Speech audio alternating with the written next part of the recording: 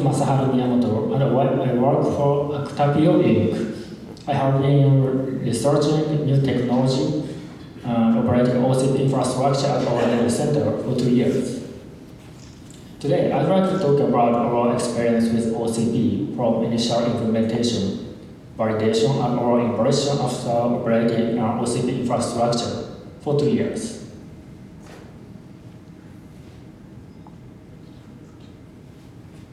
First, I'd like to talk briefly about my company's background. YG America was established as a subsidiary company of Yahoo Japan 3 years ago. We have recently changed our company name to Octavio Inc.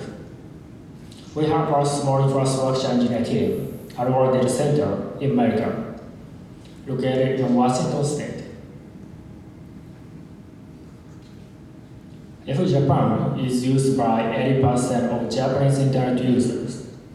We provide over 100 services and around 62 billion PB per month. Yahoo Japan operates over 6 data centers, one of which is located in Washington State, where I am based. We operate about 100,000 physical servers in total.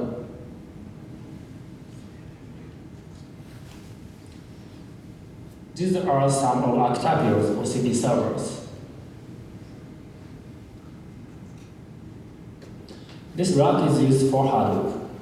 We also have other OCP models for OpenStack and Kubernetes. But today, I'd like to talk mainly about the Hadoop model. These are some of Yahoo Japan's OCP servers. We use this type of rack configuration for OpenStack controller, KVM, and ion telemeter.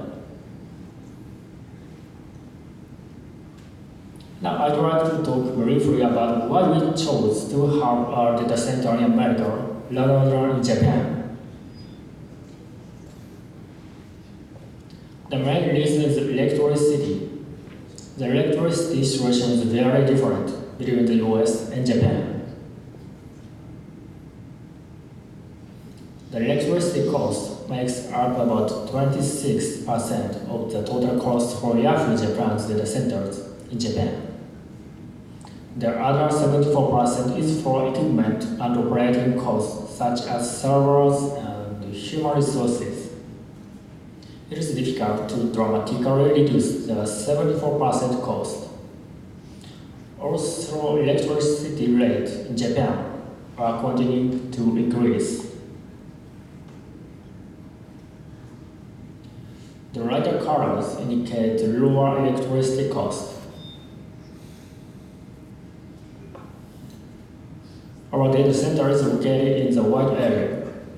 The cost of electricity in Washington State, where our data center is located, is 1/6 of the cost in Japan. This difference could reduce the total data center cost by 22%. This is a big deal. The electricity cost here in London is almost the same as Japan. However, the electricity cost at our data center in America is less than 0.02 euros per kilowatt hours. In Japan, since the 2011 earthquake and tsunami, electricity costs have been gradually increasing. So this cost reduction is helpful for us. After deciding on our new data center location, we had to find our architecture design. There are many choices when determining architecture design today, almost too many. What did we consider in determining Octavio's architecture design? First, we already have 3 engineers at our data center. 1 director, 1 network engineer, 1 server engineer, me. Next, our infrastructure is growing. We have over 5 data centers in Japan. At the same time, technology is changing very quickly. So we have to research rapidly changing new technologies in a short amount of time. Of course, the infrastructure design must also be stable and reliable. Also, we have no prior experience working in the US.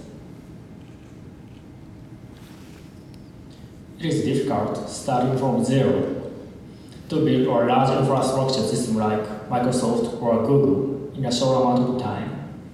America was new to us, so we faced many challenges initially.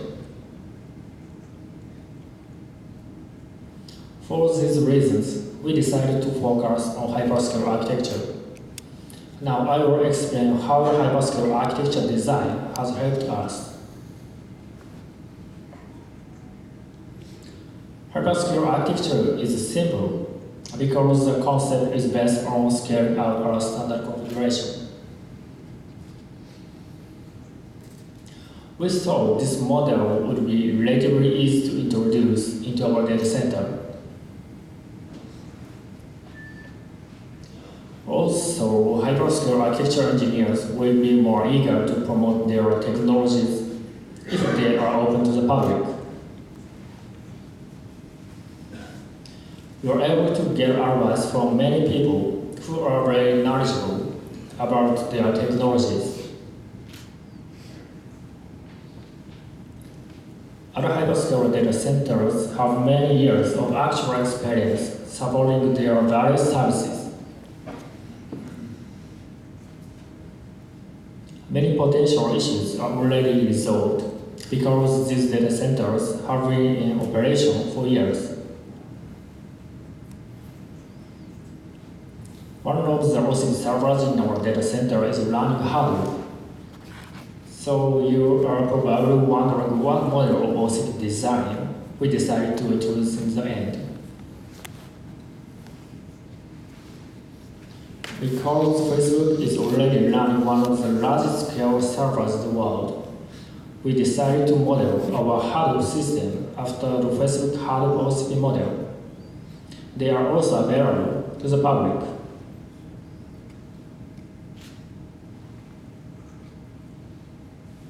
Because OCP was a new technology for us, we ran Hadoop on OCP and on traditional vendor models. We had fewer hardware issues with OCP than with traditional models. So far, I've talked mainly about the merits of open and simple hyperscale architecture models.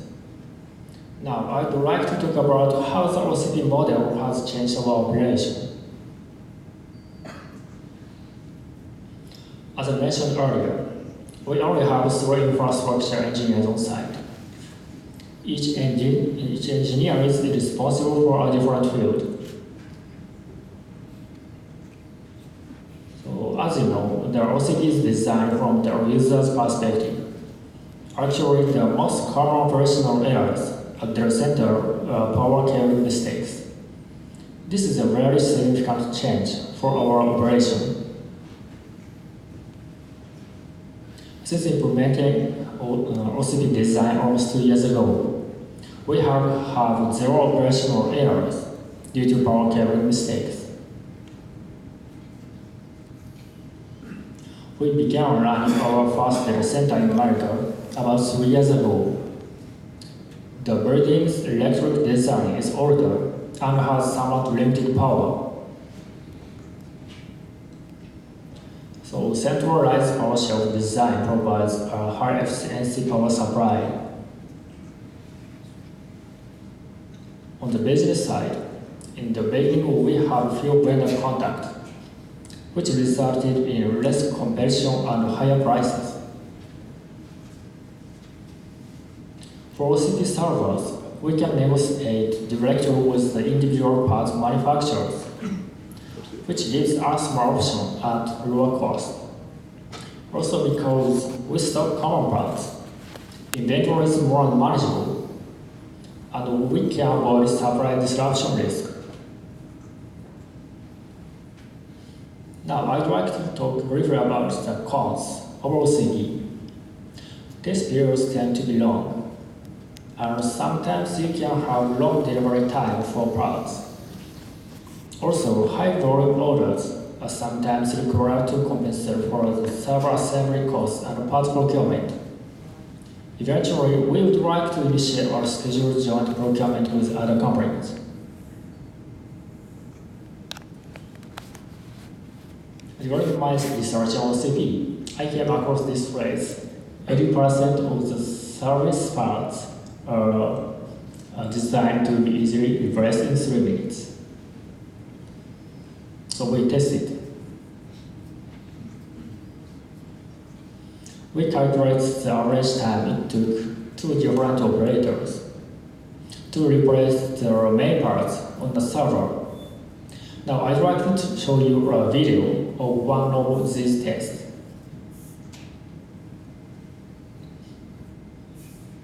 This is our data center, and this is a video of me replacing one DIMM of an OCP server.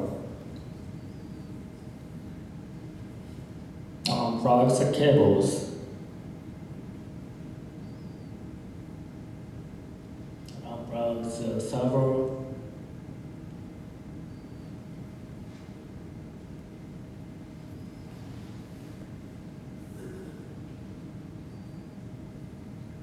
So the cover can be removed without using any tools and replace the DIMM.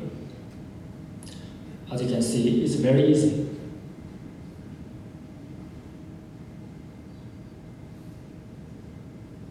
No tools were needed to change the DIMM. So let me fast forward a little here.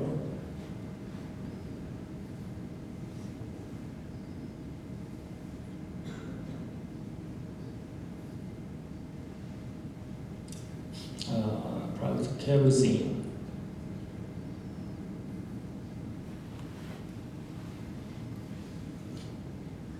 So here's the result. We're replacing a NIC. In this particular model, more parts have to be removed to access the NIC. The CPU's heatsink is attached to the motherboard with a screw, so it must be removed. For this test, we were able to replace not 80%, but 100% of the parts in under 3 minutes. So, like. In conclusion, by using the OCP hyperscaler model, we can focus on no hardware issues. Also, OCP can reduce your maintenance time. And the best part of all is that OCP members are always eager to help users achieve their goals. So far, I am satisfied with the free nature of the OCP hardware world. So thank you for your attention. If you would like to talk more about my presentation, I will be hanging around for a while longer. So please come and talk to me.